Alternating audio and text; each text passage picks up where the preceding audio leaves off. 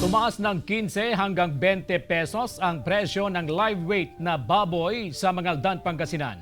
Kaya ang presyo ng karne ng baboy sa pamilihan tumaas din. Ang ibang detalye hatid live ni Russell Simorio. Russell. CJ, umaaray ang mga mamimili sa pagtaas ng presyo ng karne ng baboy sa pamilihang bayan. Tiniyak naman ng Mangaldan Slaughterhouse Division na nananatiling sapat ang supply ng baboy. Mula sa dating 200 pesos, 220 pesos na ang kada kilo ng karne ng baboy sa pamilihang bayan ng Mangaldan, Pangasinan. Bunsod ito ng mataas na presyo ng live weight ng baboy. Tumaas, siyempre hindi namin maabot.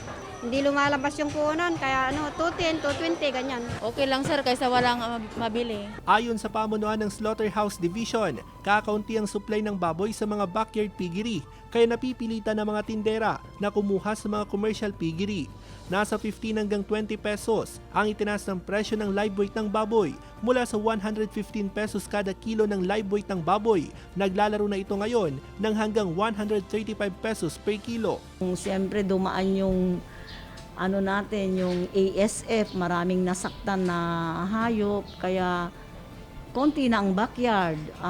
Halos ang pinagkukuhanan ngayon, mga malalaking commercial farm, yung mga piggery. Samantala, nagpatupad naman ng bawas presyo sa kada tangke ng LPG ang ilang kumpanya ng langis epektibo ngayong araw. Bumaba ng 0.15 hanggang 0.30 centavos ang kada kilo ng LPG. May rollback din sa gasolina na nasa 0.20 centavos kada litro. Madadagdagan naman ang presyo ng diesel ng 0.25 centavos kada litro na epektibo bukas.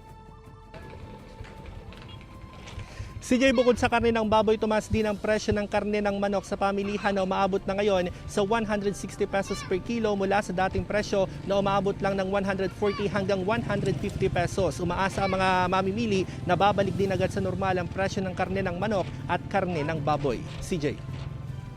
Maraming salamat, Russell Simorio.